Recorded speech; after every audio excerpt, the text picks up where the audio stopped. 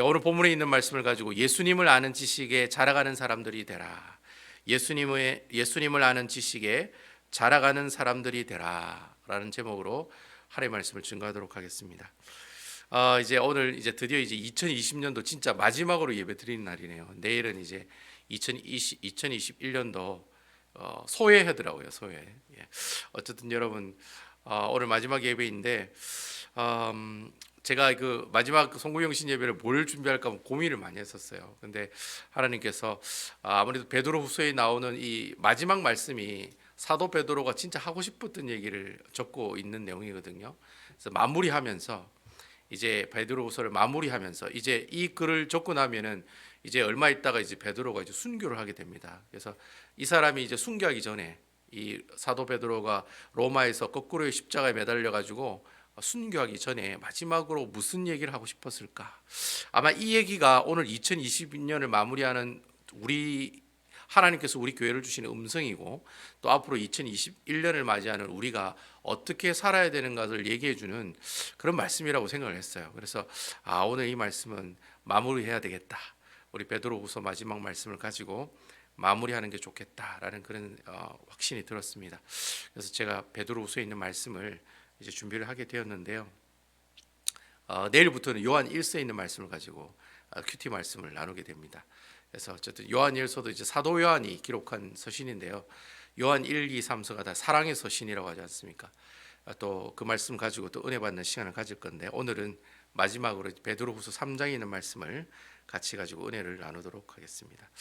요즘 한국의 그 기독교 신문을 보면은 재미있는 기사들이 많이 떴더라고요.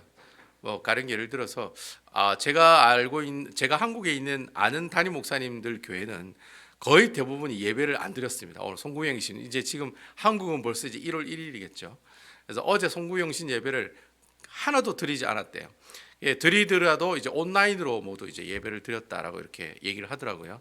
그래서 모임도 갖지도 않고 왜냐하면 모이지를 못하게 하니까 정부에서 그래서 예배 모임도 안 되니까 목사님이 그냥 앞에서 이렇게 설교하면서 송구영신 예배를 이끌어가는 그런 교회가 많더라고요. 그러면서 이제 어떤 기사가 났냐면 매년마다 나오는 기사들이에요. 무슨 기사냐면 송구영신 예배가 맞느냐 아니면 송구영신 모임이 맞느냐 이거 가지고 또 이래 막 이렇게 서로 이래 오락가락하는 또 옥신각신하는 그런 또 기사가 떴더라고요. 그래서 여러분 뭐 송구영신 예배는 또 어떻고 송구영신 모임이면 또 어떻겠습니까? 뭐 저는 별로 그 단어의 용어 사용에 대해서 별로 그래 중요하다고 생각은 되지 않는데 보통 우리가 송구영신이라고 하면은 11시에 예배를 드리잖아요. 그죠? 아마 오늘 11시 예배를 드리는 그런 교회도 있긴 있더라고요. 뭐 10시에 통금인데도 뭐 종교적인 행사는 괜찮다 이러면서 11시에 예배를 드리는 교회도 있던데 보통 이제 11시 예배 드리기 전에 이제 코로나 오기 전에는 8시나 7시에 모여가지고 이제 떡국을 드시죠. 떡국 열심히 드시고 윷놀이 한판 때리시고 작년에 윷놀이 왕이 우리 오집사님이시죠. 올해 복수를 좀 하려고 그랬는데 복수할 기회가 없네요. 뭐 어쨌든 윷놀이 한판 끝나시고 그리고 11월 달 그리고 11시쯤 되면 이제 송구영신 예배를 드리는 보통 레파토리가 그렇지 않습니까, 그죠? 그래서 보통 뭐 송구영신 예배가 뭐 그런 식으로 이제 레파토리를 가지고 모든 교회가 특히 이민교회에서는 이제 그런 행사들을 많이 하세요. 뭐 어쨌든 우리가 이 뭐 송구영신 예배가 뭐 이렇게 하든 저렇게 하든 뭐 이름을 바꾸고 하든 모임이라고 하든 예배라고 하든 간에 뭐라 어떻게 하든 간에 중요한 게 뭐냐면은 우리가 어떤 성탄절 예배를 드리고 송구영신 예배를 드리고 또 신년 감사 예배를 드린 뭐 그게 타이틀이 바뀌는 게 중요한 게 아니에요. 중요한 거는 내가 이 시간에 하나님의 말씀을 통해서 주님을 인격적으로 만나는 시간이 중요하다는 겁니다. 여러분 이 사실 믿으십니까? 그러니까 말씀이 있기 때문에 이곳에 오셨고, 그죠? 송구영신 예배기 때문에 오신 게 아니라 하나님의 말씀을 쫓아서 이곳에 오셨다라고 하는 거죠. 그래서 하나님의 말씀 그 말씀에 은혜 받기 위해서 여러분들 발걸음을 이렇게 하셨고 또 그 말씀을 통해 은혜 받기 위해서 여러분 이 어려운 걸음을 하셨잖아요. 그죠? 단순히 송구영신 예배이기 때문에 오신 게 아니라 주의 말씀의 은혜를 받고 하나님의 음성을 듣기 위해서 이 자리에 오신 여러분들 바로 그게 중요하다는 거죠. 그래서 저는 뭐 개인적으로 뭐 한국에서 뭐 이런 송구영신 예배에 관해서 이런저런 여러 가지 논란이 있지만은 뭐 그리고 또 뭐 어떤 전통에 휩싸여서 우리 교회는 이렇게 했기 때문에 꼭 이렇게 하셔야 됩니다. 여러분 그렇게 얘기하시면 또 안 돼요. 뭐 시대에 따라서 변할 수도 있고 생각이 바뀔 수도 있으니까 중요한 것은 뭐 예배를 전통적으로 드리든지 안 드리든지 모임이라고 하든지 예배라고 이름을 바꾸든지 간에 중요한 것은 내가 하나님의 말씀에 은혜를 받기 위해서 이 자리에 왔다는 겁니다. 여러분 이 사실 꼭 기억하시고 오늘 말씀을 통해서 은혜 받으시고 또 이 은혜 받은 말씀을 가지고 내일부터는 또 어떻게 해요? 2021년도에는 이 말씀에 또 하나님의 놀라우신 교훈을 가지고 살아가는 것이 그게 바로 송구영신예배의 가장 큰 의미가 아닌가 저는 그렇게 생각을 해요. 아무쪼록 여러분 오늘 이 말 제가 좀 서론이 길어졌습니다만 어쨌든 오늘 이 말씀에 은혜를 받으시라 그 얘기입니다. 이양에 오셨으니까 그냥 뭐 에이 괜히 왔네 이렇게 얘기하지 마시고 뭐 일하고 마치시고 오셔가지고 식사도 못 하신 분들 계실 건데 어쨌든 좀 힘들고 어려운 발걸음 하셨지만 그래도 이 시간에 하나님의 말씀을 은혜 받는 귀한 시간 되시기를 주님의 이름으로 축원을 드리겠습니다. 오늘 이 사도 베드로가 마지막 권면의 주제가 그겁니다. 예수님을 알아가는 지식에 자라가는 사람이 되라. 예수님을 아는 지식, 그 지식이 자라가는 사람이 되라. 그게 오늘 이 베드로의 마지막 권면의 주제입니다. 메인 포인트입니다. 메인 포인트, 메인 아이디어입니다. 예수님을 아는 지식에 자라가는 사람이 되라는 거예요. 그러한 자라가는 사람들의 특징이 세 가지가 있는데 그 세 가지를 오늘 사도 베드로가 오늘 본문에 있는 말씀을 통해 우리에게 설명해 주고 있어요. 그 첫 번째 예수님을 아는 지식이 자라나는 사람들의 첫 번째 특징이 뭐냐? 첫 번째가 14절 말씀에 있습니다. 우리 14절 말씀 한번 보겠습니다. 그러므로 사랑하는 자들아 너희가 이것을 바라보나니 주 앞에서 점도 없고 흠도 없이 평강 가운데서 나타나기를 힘쓰라. 여러분 오늘 보니까 그러므로라는 단어가 있습니다. 여러분 성경 공부를 하실 때 접속사가 참 중요한데요. 그러나, 그리고, 그러므로 굉장히 중요한 단어들입니다. 그러므로는 결론을 뜻하는 내용입니다. 그러니까 앞에 있는 내용을 쭉 얘기했는데 결론적으로 말하면 마지막으로 내가 너희에게 말하는데 이렇게 얘기하는 내용이 그러므로라고 하는 접속사입니다. 그러니까 여러분 앞에 있는 이 그러므로라는 내용은 결론적으로, 결과적으로, 마지막으로 그런 의미가 있으니까 오늘 이 14절에 그러므로라는 내용은 어떤 내용이에요? 바로 앞에 있는 내용을 마무리하는 그런 내용이다라고 우리가 알 수 있다라고 하는 거죠. 그래서 여러분 오늘 이 본문의 말씀에 보니까 너희가 이것을 바라보나니라는 말씀이 있어요. 오늘 성경에 보시면 14절에 보시면 그러므로 사랑하는 자들아 너희가 이것을 바라보나니. 여러분 이 바라본다는 이 말이 오늘 말씀의 이제 하나의 키 포인트라고 할 수가 있는데요. 여러분 이것을 바라본다라고 할 때 이것이란 말은 앞에 있는 내용을 말하겠죠. 그 앞에 있는 내용이 무슨 내용입니까? 13절에 보면 이것이 무슨 내용인지 나옵니다. 이것을이라는 것은 바로 13절에 나오는 새 하늘과 새 땅에 관한 얘기들입니다. 그러니까 앞에 사도 베드로가 새 하늘과 새 땅에 대해서 얘기를 했어요. 그러니까 이 새 하늘과 새 땅이 언제 옵니까? 예수님께서 재림하시면 이 세상이 다 어떻게 돼요? 다 불에 다 타고 녹아지고 없어지고 난 다음에 하나님께서 우리에게 무엇을 주세요? 새 하늘과 새 땅을 주시는 거예요. 이게 신천신지를 주시는 거예요. 제가 신천지가 아닙니다. 이 굉장히 좋은 말인데 신천지가 먼저 말을 써가지고 신천신지를 주셨어요. 새로운 하늘, 새로운 땅을 우리에게 허락해 주셨다는 겁니다. 이걸 좀 쉬운 말로 얘기하면 천국을 우리에게 허락해 주셨다는 거죠. 앞에 이것을이란 말은 바로 천국을 어떻게 해요? 바라보나니 이렇게 얘기를 하고 있는 겁니다. 우리 해석을 하면. 그래서 예수님께서 재림하시면 어떤 일이 일어납니까? 오늘 성경에 보면 10절과 12절에 보면 예수님이 재림하시면 이런 일이 일어난다고 얘기하고 있어요. 그 10절에 보시면 그러나 주의 날이 도적같이 오리니 그날에는 하늘이 큰 소리로 떠나가고 하늘이 큰 소리로 떠나간다는 말은 이제 뭐 천둥 번개 같은 게 크게 친다는 말이죠. 물질이 뜨거운 불에 풀어지고 땅과 그 중에 있는 모든 것들이 드러나리라. 이 드러난다는 말은 다 불태워 없어진다는 말입니다. 다 불태워지고 다 없어진다는 그런 뜻입니다. 그리고 12절에 보면은 하나님이 임하기를 바라보고 간절히 사모하라. 그날에 하늘에 불이 타서 풀어지고 물질이 뜨거운 물에 녹아지려니와. 예수님이 재림하시면 이 세상에 있는 모든 것들이 다 어떻게 해요? 이 전 우주에 있는 모든 것들이 다 불에 녹아진다. 멜트한다. 멜트해서 다 없어진다고 성경은 지금 얘기하고 있다라고 하는 거죠. 여호와의 증인들이 지옥을 믿지 않죠. 여호와의 증인들이 지옥은 없다. 예수님이 재림하신다는 얘기도 안 하고 부활하신다는 얘기도 안 합니다. 그냥 이 세상은 어떻게 화평하고 행복하게 될 것이다. 그래서 여러분 그 여호와의 증인들 파수도에 관한 그 책 보면은 사람들이 막 행복해하는 막 표정들이 많은 그런 그림 많이 보고 계시죠? 지옥이 없다는 걸 설명하려고 그런 그림을 많이 삽입을 해요. 근데 여러분 실질적으로 오늘 성경이 지금 얘기하고 있잖아요. 베드로후서에 보면 사도 베드로가 직접 얘기하잖아요. 예수님이 재림하시면 어떻게 된다? 이렇게 된다라는 거예요. 세상이 다 불에 타고 세상에 큰 소리가 나면서 불에 타고 녹아 없어진다고 오늘 분명히 성경은 얘기하고 있다라고 하는 거죠. 그러면서 이 뭐라고 얘기하냐면 오늘 14절 본문에 보면 이것을 바라보라. 이것이 이제 새 하늘과 새 땅 천국이잖아요. 천국을 바라보라. 그렇게 돼 있어요. 여러분 이 바라보라라는 말은 쳐다보다라는 말이 아니에요. 쳐다보다라는 말이 아니고 고정시키다라는 뜻이에요. 고정시키다. 딱 이렇게 고정시키는 걸 말하는 거예요. 여러분 우리가 그 벽에다가 달력을 여러분 걸려면 어떻게 해야 돼요? 핀을 달력에다 콱 이렇게 고정시켜야 되잖아요. 그때 고정시키다라는 뜻이 바로 뭐예요? 바로 바라보다라는 그 헬라의 원뜻이 고정시키다라는 뜻을 가지고 있어요.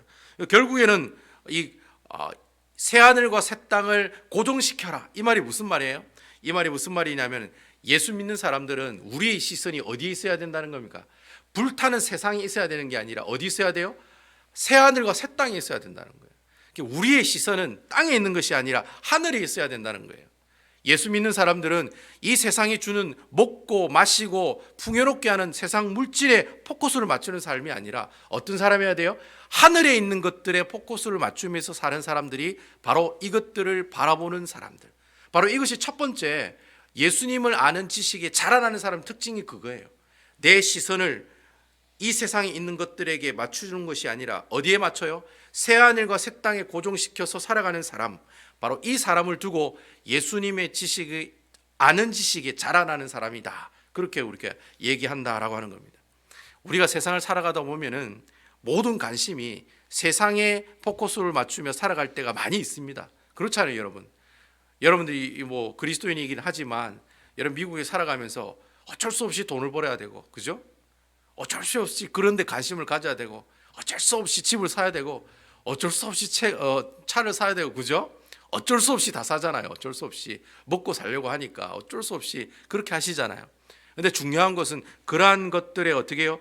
목표를 두고 살아서는 안 된다는 거예요. 내가 이 세상에 있는 것들을 가지고 호의호식하면서 사는 건 죄가 아니에요. 근데 중요한 것은 그게 내 삶의 목표가 되어서는 안 된다는 거예요.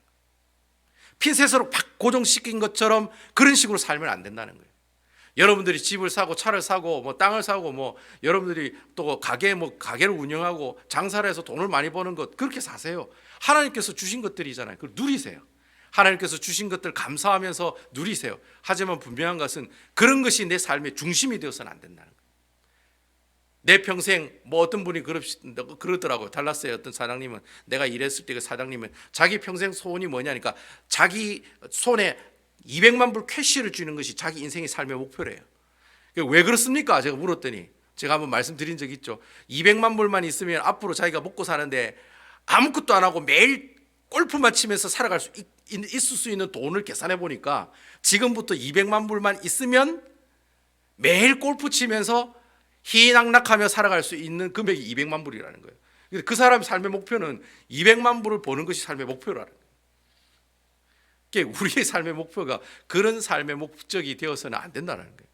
바로 그것을 두고 하나님께서 오늘 우리에게 얘기하시는 내용이 바로 그런 내용이라는 거예요. 내가 이 세상에 핀을 고정시켜 나가는 그 모든 물질들, 세상 것들은 다 어떻게 됩니까? 나중에 예수님이 재림하시면 다 없어지는 것들이에요. 하나도 안 남는 것들, 하나도 남지 않는 것들이에요. 근데 그런데 소망을 두고 사는 것이 아니라 어디에 소망을 둬야 돼요? 앞으로 하나님께서 우리에게 주실 그 천국을 소망하면서 살아가는 사람이 되어야 된다라고 하는 거죠. 여러분, 예수님께서 십자가에 못 박혀 죽으셨죠? 왜 죽으셨습니까? 여러분들에게 구원을 주시기 위해 죽으셨잖아요. 그렇죠? 여러분, 구원을 받은 여러분들이 하나님께서 무엇을 허락해 주셨습니까? 천국 소망을 허락해 주시고 앞으로 새 하늘과 새 땅을 구원받는 사람들에게 주시기 위해서 예수님께서 이 땅에 오셔서 십자가에 못 박혀 죽으셨잖아요. 자, 그럼 여러분, 우리가 예수님께서 그렇게 십자가에 못 박혀 죽으신 이유가 또 다른 이유로 설명하면 그렇게 설명할 수 있는 거예요. 우리로 하여금 천국에 있는 새하늘과 새 땅을 소유하는 백성이 되게 하시기 위해서 예수님이 십자가에 못 박혀 죽으셨다는 거예요.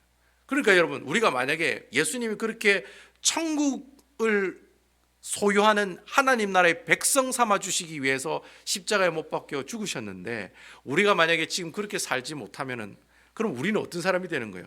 탕자와 같은 사람이 되는 거예요. 탕자와 같은. 여러분, 탕자가 다른 게 탕자가 아닙니다. 아버지 말 들어가지고 아버지 재산 막 방탕하게 쓰는 거, 그게 탕자가 아닙니다. 탕자가 말하는 의미가 그거예요. 하나님께서 너희에게 십자가의 구속의 은혜로 너희로 하여금 천국 백성이 삼아주시고 천국을 주려고 딱 준비하고 있는데, 탕자는 뭡니까? 저는 그거 필요 없습니다, 아버지. 저는 지금 제가 가지고 있는 건 마음껏 누리면서 살겠습니다 하고 나간 애가 바로 탕자잖아요, 여러분. 그렇잖아요, 여러분.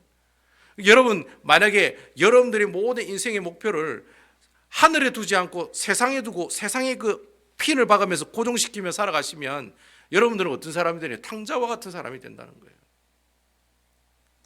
그러니까 여러분, 이 탕자의 의미가 영적인 의미로 뭐냐는 거예요. 사람이 타락한 상태를 두고 탕자라고 얘기하거든요. 영적으로 타락한 사람을 두고 탕자라고 얘기한다는 거예요. 그러니까 여러분, 우리 그리스도인은 어떻게 살아야 되죠? 바로 우리의 모든 포커스를 이 세상 것들에게 두는 게 아니라 하늘의 천국 소망에 내 모든 핀을 탁 고정시켜 놓고 그것을 바라보면서 고정시키면서 살아가는 사람들이 바로 어떤 사람이에요? 바로 예수님을 아는 지식에 자라나는 사람의 모습들이라는 거예요. 이게 바로 사도 베드로가 얘기하는 첫 번째, 예수님을 아는 지식에 자라나는 사람들 첫 번째 특징이에요. 내 모든 소망을 세상에 두지 않고 하늘나라의 새하늘과 새 땅에 하나님께 포커스를 두고 살아가는 사람, 바로 그 사람이 하나님께서 기뻐하시는 사람이라는 겁니다. 두 번째로 그리스도를 아는 지식에 자라는 사람은 어떤 사람이냐? 뒤에 그대로 또 나오는 내용입니다. 14절에 보시면은 주 앞에 점도 없고 흠도 없이 살아가는 사람. 주님 앞에서 흠도 없고 점도 없이 살아가는 사람을 두고 어떻게 해요? 바로 예수님을 아는 지식에 자라나는 사람이라고 사도 베드로는 얘기하고 있다는 거예요. 여러분, 이 말을 쉽게 설명하면 하나님 앞에 내가 거룩한 백성으로 살아가는 것, 거룩한 삶을 살아가는 것, 바로 이러한 사람을 들고 예수님을 아는 지식에 자라나는 사람이라고 성경은 얘기하고 있다라고 하는 것입니다. 옛날에 성막에 있잖아요. 성막에 밖에서 이제 이스라엘 백성들이 제물을 가지고 오잖아요. 그러면 그 회막문 앞에서, 이제 성막 앞에 있는 문을 회막문이라고 하거든요. 그 회막문 앞에서 이 사람들이 가지고 오는 제물들을 검사하는 제사장이 있었어요. 그때 그 제사장이 뭘 체크합니까? 자가 가지고 온 양이 흠이 있는지, 점이 있는지, 깨끗한 것인지, 온전히 이렇게 바로 된 양인지 아닌지를 체크하는 그런 제사장이 있었어요. 지금 그 얘기를 지금 하고 있는 거예요. 주 앞에서 흠없고 점이 없는, 그 흠없고 점이 없는 제물을 하나님 앞에 드려야 되니까 그걸 검사하는 제사장이 회막문 앞에서 딱 대기해가지고 비둘기 가져오면 비둘기 검사하고, 소를 가져오면 소를 검사하고, 양을 가져오면 이 양이 아픈 데는 없는가 다 검사를 하는 거예요. 바로 그 검사를 한 모습을 오늘 우리에게 지금 보여주고 있는 거예요. 자, 여러분, 하나님께서 우리에게 점 없고 흠 없는 제물로 주신 분이 바로 누구이십니까? 바로 예수님이라는 거예요. 자, 그럼 오늘 본문에 있는 말씀이, 이 말씀이 무슨 말이냐면은, 자, 여러분, 제가 그런 질문을 던지고 싶어요. 여러분, 하나님이 여러분들 얼만큼 사랑하실까요? 여러분, 하나님 여러분 얼만큼 사랑하실까요? 그 보통 자기야 나 얼만큼 사랑해 이러면 하늘만큼 땅만큼 그러잖아요. 예? 여러분들, 야, 너 영주야 너 나 얼만큼 사랑하니? 이렇게 얘기하면 여러분 뭐라고 얘기하실 거예요? 하늘만큼 땅만큼 사랑하신다고 얘기하실 겁니까? 예? 자, 여러분, 하나님께서 우리를 어떻게 사랑하셨습니까? 자기의 사랑하는 독생자 아들을 죽이시기까지 우리를 사랑하셨어요. 그분은 여러분들을 그렇게 사랑하셨습니다. 독생자 아들 예수님을 십자가에 못 박혀 죽이시기까지 여러분들을 사랑하셨다. 여러분, 이 사실 믿으시죠? 내가 구원을 받았다는 말이 뭐냐? 하나님께서 최고의 제물을 우리에게 드림으로 해서 우리로 하여금 우리 죄를 어떻게 해요? 탕감시켜 주신 분이 바로 예수 그리스도라고 하는 거예요. 그러니까 흠없고 점없는 제물 대신 예수님 때문에 우리가 뭘 받아요? 구원을 받게 됐다는 거예요. 그래서 오히려 우리가 가지고 있는 죄가 어떻게 해요? 없어졌잖아요. 그래서 사죄, 칭의, 화친, 하나님께서 십자가의 구속의 은혜로 우리에게 주신 선물들이잖아요. 죄 없고 깨끗한 흠 없는 하나님 나라의 백성이 되었다는 그 증거로 하나님께서는 자신의 가장 사랑하는 아들을 이 땅에 보내셔서 제물로 바쳐 주셨다라는 거예요. 그러니까 여러분들은 여러분 스스로가 어떤 사람입니까? 아주 존귀한 사람들이라는 거예요. 하나님께서 가지고 계시는 베스트 제물로 제사를 드리고 난 다음에 구원시켜 주신 분이 바로 여러분이시기 때문에 여러분들은 소중한 분이에요, 소중하지 않은 분이에요? 정말로 소중한 분들이에요. 그러니까 여러분 교회 안에 계시는 모든 분들은 다 소중한 분들이에요.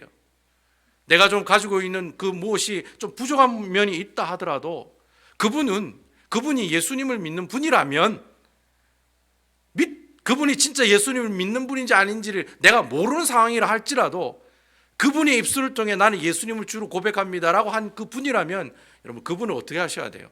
소중히 여기시고 그분을 위해 기도하시고 그분을 사랑하는 모습들이 있어야 된다는 것이죠. 그러니까 여러분들은 예수님이 최고의 제물로 어떻게 해요? 최고의 제물로 바쳐져서 구원받은 하나님의 귀하신 주의 종들이라고 하는 겁니다.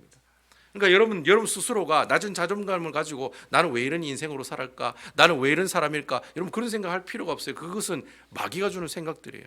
항상 하나님은 여러분들을 최고의 사람으로, 베스트의 사람으로, 정말 잘했다, 소중한 사람이라고 칭찬하시는 분이 바로 누구세요? 바로 우리 주님이시라는 거예요. 그래서 여러분 그 중고등부 우리 그 사역을 하다 보면은 너는 얼마짜리냐 이렇게 물어보잖아요. 너는 얼마짜리니? 1억 원짜리니? 1,000원짜리니? 100만 원짜리니? 100만 불짜리니? 1000만 불짜리니? 1억 불짜리니? 여러분 우리는 얼마짜리입니까? 예수님짜리라 하잖아요. 예수님짜리. 우리 주일학교 애들한테 가르칠 때 보면 너는 100원짜리도 아니고 1000원짜리도 아니고 100불짜리도 아니고 1000불짜리도 아니야. 너는 예수님짜리야. 바로 그분이 바로 여러분들이시라는 거예요. 그러니까 여러분 이렇게 이렇게 예수님의 하나님께서 정말 세상에서 가장 소중한 재물을 통해서 여러분들을 구원하셨는데 여러분이 그렇게 구원받은 여러분들이 정말 이 세상에 살아가시면서 죄 가운데 살아가고 온갖 죄와 허물 가운데 똥물을 뒤집어 쓰고 성경의 표현을 그렇게 하잖아요. 돼지가 말이죠. 깨끗하게 몸을 씻겨놨는데 또 돼지가 어디로 가요? 흑탕물에 가잖아요. 돼지는 원래 흑탕물을 좋아해요. 돼지는 원래 흑탕물을 좋아해요. 그래서 돼지는 깨끗이 씻겨놔도 흑탕물로 가는 거예요. 그와 마찬가지로 우리는 깨끗하게 지음을 받은 존재인데도 불구하고 항상 하나님 앞에 어떻게 해요? 죄 가운데 살아가는 삶을 살아가고 있다는 거예요. 우리가 이렇게 살아야 될까요? 안 살아야 될까요? 그렇게 살지 말라는 거예요.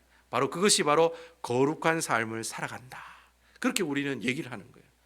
결국 예수님을 아는 지식에 자라나는 사람들, 가만히 아기처럼 베이비처럼 자라나지 않는 사람들이 아니라 점점 여러분 아기는 자라나야 정상이잖아요. 그렇잖아요, 여러분. 아기가 태어났는데 안 자라면은 그 비정상이잖아요. 예수 믿는 사람도 마찬가지라는 거예요. 내가 예수 믿고 난 다음에 자라나야 되는데 자라나는 사람은 어떤 사람인가요? 거룩한 삶을 살아가려고 애쓰고 노력하는 사람들이라는 거예요. 내가 어떻게 하면 하나님께 영광 돌릴 수 있을까? 내가 이렇게 하면 내가 죄 짓는 거지. 내가 이렇게 하면은 저 사람에게 상처를 주는 거지. 그런 걸 항상 생각하면서 그게 죄라고 생각되면 어떻게 해야 돼요? 끊어야 돼요. 절제해야 돼요. 바로 그것이 거룩한 삶을 살아가는 사람들의 모습이요. 그것이 바로 예수님을 아는 지식에 자라가는 사람들의 두 번째 모습들이라는 거예요. 그리고 마지막 세 번째는 어떤 모습들이냐? 예수님을 아는 지식에 살아가는 세 번째 모습은 어떤 사람의 모습이냐? 여러분 그 14절 말씀에 또 그대로 나와요. 평강 가운데 나타내기를 힘쓰는 사람이다. 평강 가운데 나타내기를 힘쓴다. 여러분 좀 말이 좀 이상하지 않습니까? 평강 가운데 나타내기를 힘쓴다. 여러분 이 평강 가운데 나타내기를 힘쓴다 할 때 이 평강이란 말은요, 여러분들이 원래 알고 있는 평강이라는 뜻으로 해석을 하면 이 말의 본문의 내용을 해석할 수가 없어요.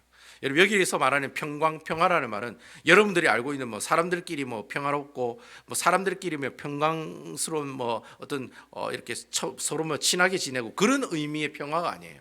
그런 의미의 평강이 아니에요. 이 평강의 근원은 사람이 주는 평강과 평화가 아니라는 거예요.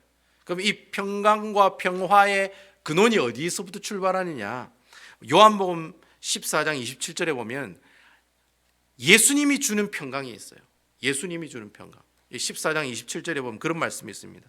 평안을 끼치노니 곧 나의 평안을 너희에게 주노라. 내가 너희에게 주는 것은 세상이 주는 것과 같이 아니하니라. 너희는 마음에 근심하지도 말고 두려워하지도 마라. 여러분, 오늘 본문에 나오는 이 평강의 근원이 누구예요? 예수님이라는 거예요.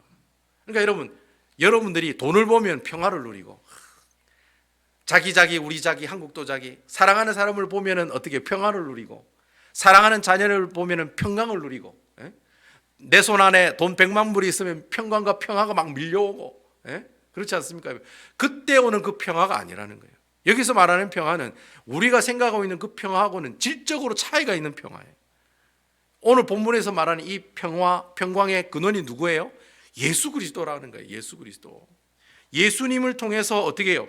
예수님을 통해서 주시는 평안, 예수님을 통해 주시는 평화, 예수님을 통해 우리에게 부어주시는 하나님의 놀라우신 평강과 평화를 말하는 내용이 바로 오늘 본문에 나오는 평강을 나타낸다 할 때, 그 평강 가운데 나타내기를 힘쓴다 할 때 평강이라는 단어의 뜻이라는 거예요. 여러분, 사도 베드로가 이 말을 적을 때 역사적으로 무슨 제국이었습니까? 로마 제국이었죠. 로마 제국, 그죠? 로마 제국이, 네로 왕지 그 나쁜 놈 있는 그 나라 있잖아요. 로마 제국이었습니다. 여러분, 역대 제국들 가운데 헬라 제국도 있었고, 그리고 또 여러분 바벨론 제국도 있었고, 그죠? 그리고 메데 바사도 있었고, 페르시아 제국도 있었고, 로마 제국도 있었는데, 세계사적으로 볼 때 세상에서 가장 평화롭고 가장 그 평화가 오래 지속된 제국이 로마 제국입니다. 로마 제국. 여러분, 로마 제국에 가장 잘 만드는 게 뭡니까? 로마 제국이 가장 잘 만든 거 도로잖아요. 도로. 모든 길은 다 어디로 통한다? 로마로 통한다. 여러분, 유럽과 아시아 지역에 있는 모든 도로들이요, 다 로마를 향해서 다 로마를 통해서 다 건설이 되어 있어요. 도로가 나와 있으니까 지금으로 말하면 KTX 선로가 이렇게 고속철도가 놓여 있다고 생각하십니다. 그 당시에는 이 로마가 만든 이 도로가요, 수레 2개가 지나갈 수 있는 도로예요. 그리고 그 바닥은 배수로 시설도 되어 있고 돌로 깔아놨어요. 돌로. 그러니까 비가 와도 진흙에 빠지지가 않아요. 그리고 마차 2대가 딱 지나갈 수 있는 도로고, 옆에는 하수구까지 있고, 또 바로 옆에는 사람이 다니는 인도가 있어요. 이게 최신식 도로예요. 그게 바로 로마 제국이 세운 도로였어요. 자, 여러분, 왕복 2차선에 인도까지 배수로까지 설치가 되어 있는 도로가 바로 로마 제국 사람들이 만들어 놓은 도로예요. 그 도로를 만들었으니까 얼마나 사람들이 오고 가는 일이 편리했겠습니까? 그러니까 여러분, 역대 제국들 가운데 로마 제국만큼 평화스러운 제국이 없었어요. 로마 제국은 외세 침입으로 망한 나라가 아니에요. 로마 제국이 어떻게 망하느냐? 내부적인 문제 때문에 망해요. 그러니까 누가 옆에서 외적이 침략해가지고 로마 제국이 쫄딱 망했다, 그게 아니에요. 로마 제국은 외세의 침략으로 망한 게 아니라 내부적으로 문제가 있어서 망한 거지, 외부적인 사람들이 쳐들어와가지고 로마 제국을 멸망시킨 적은 없어요. 그 정도로 평화스러웠던 나라가 로마 제국이었어요. 그때 그 로마 제국에 있는 그 모습들을 누리고 있을 때가 바로 사도 베드로가 지금 이 얘기를 하고 있을 때, 예수님이 이 얘기를 하고 있을 때라는 거예요. 자, 여러분 보세요. 예수님께서 이 얘기를 하세요. 내 모든 평안을 너희에게 주노니 내게 주는 것은 세상이 주는 것과 같지 않다. 로마 제국이 주는 그 평화, 평화로움, 편리함, 풍부함, 그거랑 내가 너희에게 주는 편리함, 풍부함, 그리고 평화스러움은 질적으로 뭐가 있다? 차이가 있다는 거예요. 그 얘기를 지금 요한복음 14장을 통해서 예수님께서 우리에게 하고 있다는 거예요. 너희가 지금 로마 제국의 풍요로움과 평화로움을 누리고 살아가고 있지만 실질적으로는 내가 주는 평화와 평화가 최고의 평화다라는 거예요. 그 얘기를 지금 요한복음 14장 말씀을 통해 얘기하고 있다는 거예요. 결국 여러분, 진짜 평화의 상징은 누구이십니까? 바로 예수 그리스도라고 합니다. 제가 이렇게 얘기하면 여러분 잘 이해를 못 하시니까 제가 쉽게 설명을 하면, 그 요한복음 14장 다음에 보면 요한복음 15장이 나와요. 요한복음 15장이 무슨 내용이 나옵니까? 포도나무 가지 비유가 나와요. 이런 포도나무 가지가 포도나무 열매를 많이 맺으려면 어떻게 하면 됩니까? 포도나무 가지가 포도나무 둥지에 붙어 있으면 됩니다. 그렇죠? 그렇죠, 박 집사님? 포도나무 가지가 포도나무 열매를 많이 맺는 방법은 다른 거 없습니다. 여러분, 거기다가 주렁주렁 치장을 하고 거기다가 비료를 뒷다 먹고 그 상태에서 그런다고 열매가 맺는 게 아니죠. 그냥 가지가 둥지에 잘 붙어 있기만 하면 열매는 자연스럽게 어떻게 돼요? 열매를 어떻게 해요? 자연스럽게 열매를 맺어가는 삶을 살아가게 되는, 그게 하나님께서 주시는 평강, 평화라고 하는 거예요. 결국 평강의 근원은 어디에 있느냐? 내가 예수님께 달라붙어 있느냐 달라붙지 않느냐에 달려있다는 거예요. 내가 예수님께 달려있다는 말이 무슨 말이에요? 내가 그 안에, 그가 내 안에. 요한계시록에 라우디아 교회들이 얘기한 거예요. 네가 내 안에, 내가 그 안에. 주님이 내 안에 있고 네가 내 안에 있으면 어떻게 해요? 그게 바로 열매 맺는 삶의 모습들이에요. 그렇게 열매를 많이 맺어가는 그 모습이, 그 상태가 바로 평강이요 평화의 상태다라고 하는 것입니다.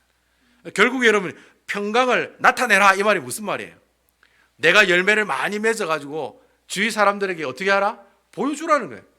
내가 그리스도인이라는 사실을, 정말 아름다운 사랑의 열매, 희락의 열매, 화평의 열매, 여러 가지 이 하나님께서 주시는 이 아름다운 열매들을 맺어가라는 거예요. 맺어가 누구한테 보여줘요? 믿지 않은 사람들에게 보여주라는 거예요.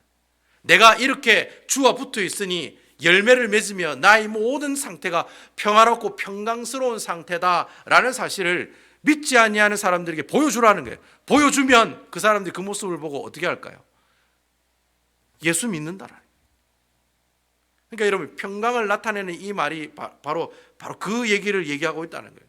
내가 주님께 붙어 있어서 열매를 많이 맺으면 그것이 곧 무슨 삶입니까? 그게 바로 전도자의 삶이죠.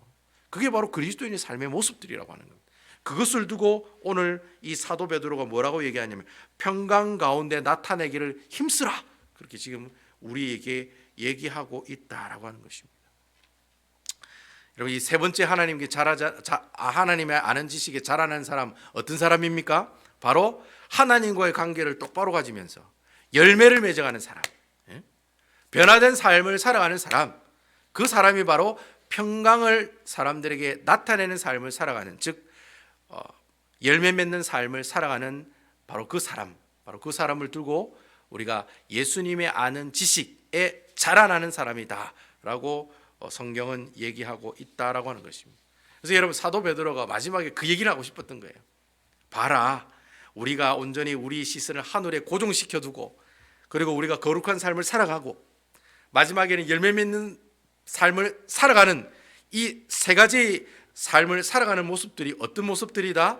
예수님을 아는 지식에 자라나는 사람들의 모습들이다라고 하는 거예요. 너희가 그렇게 되기를 어떻게 한다? 원한다는 거예요. 여러분 18절 마지막 말씀에 그렇게 얘기하고 있잖아요. 오직 우리 주 예수 그리스도의 은혜와 그를 아는 지식에 자라가라. 영광이 이제와 영원한 날까지 그에게 있을지어다. 아멘. 그 내용을 하면서 사도 베드로가 이 베드로후서에 있는 말씀을 마치고 있다는 겁니다. 여러분, 이 세 가지의 모습들을 우리에게 얘기했는데, 사실 여러분, 이 세 가지 예수님을 아는 지식에 자라나는 이 세 사람의 특징이 뭘까요? 베이직이 뭐가 있을까요? 그 베이직에 뭐가 있을까요? 우리 시선을 하늘에 고정하게 두게 하는 그 베이직이 무엇일까요? 우리가 거룩한 삶을 살아가게 하는 그 베이직이 무엇일까요? 그리고 또 우리가 평강을 다른 사람들에게 보여주면서 열매 맺는 삶을 살아가는 이 모든 베이직이 어디에, 누구에게 있을까요? 바로 예수 그리스도에게 있다는 거예요.